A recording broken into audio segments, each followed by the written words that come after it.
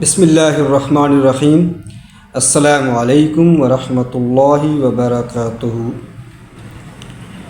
کل پارلیمنٹ سے ایک قانون پاس ہوا ہے۔ آرمی ایکٹ میں ترمیم کر کے حکومت نے آرمی چیف کی میعاد ملازمت میں توسیع کر دی۔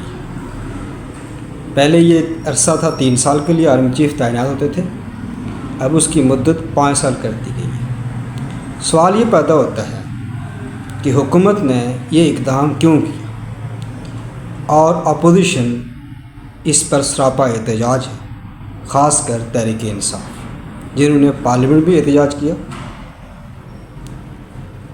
اور باہر بھی آ کر وہ بیانات دے رہے ہیں اور وہ تحریک کا اعلان کر رہے ہیں۔ بنیادی سوال یہ ہے کہ آرمی چیف ہو یا چیف جسٹس ہو، نظام میں ان کی اہمیت کیا ہے، اور روایتی سیاسی جماعتیں کیوں اپنی مرضی کا آرمی چیف لگانا چاہتی ہوتی ہیں یا مرضی کا چیف جسٹس لگانا چاہ رہی ہوتی ہیں۔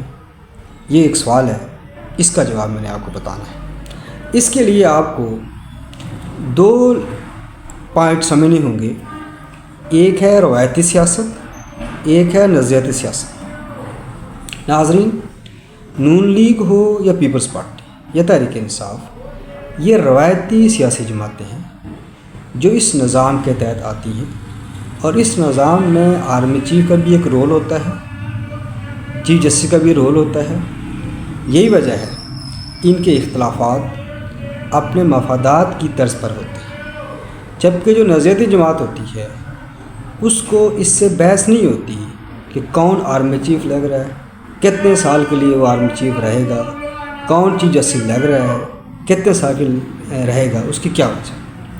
اب میں آپ کو یہ بتانا چاہتا ہوں، پاکستان کی تاریخ میں جب تحریک انصاف کا دور تھا تو باجوہ اور تحریک انصاف کے تعلقات وہ اچھے تھے۔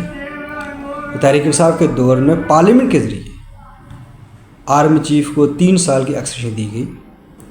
جنرل باجوہ ایکسٹینشن لینے میں کامیاب ہوئے۔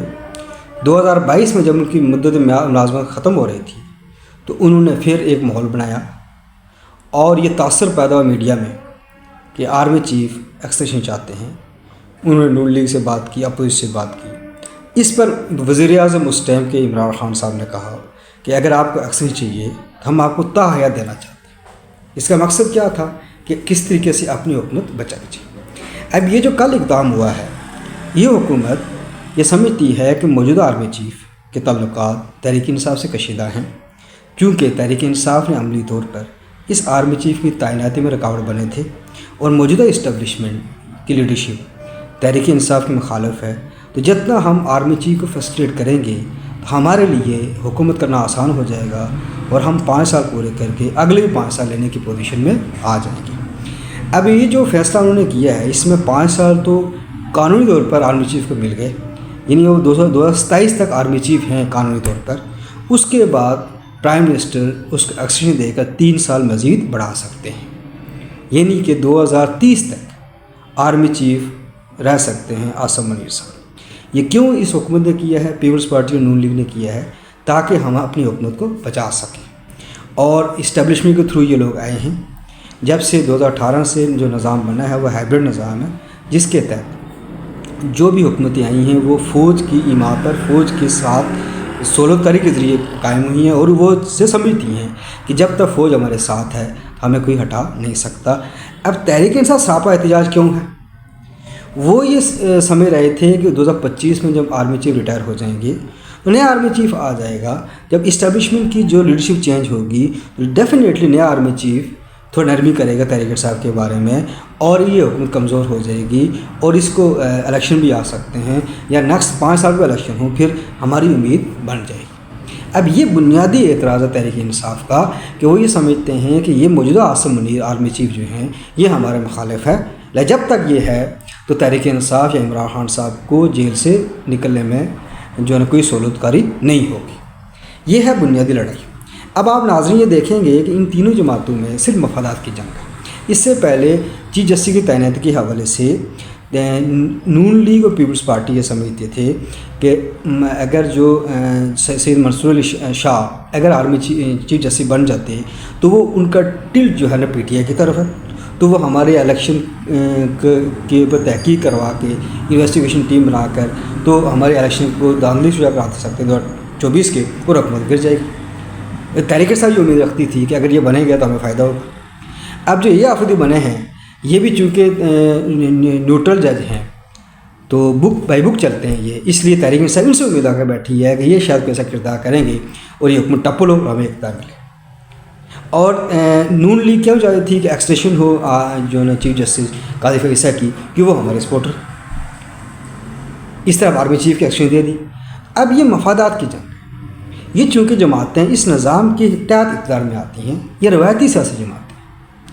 اب روایتی سیاسی جماعت نے نظام کو تبدیل نہیں کرنا ہوتا ہے، اس نظام کے اندر رہ کر اقتدار حاصل کرنا ہوتا ہے، اقتدار انجوائے کرنا ہوتا ہے، وزارتیں لینی ہوتی ہے، مفادات حاصل کرنے ہوتے ہیں، لہٰذا ان تینوں جماعتوں کے مقاصد میں مفادات۔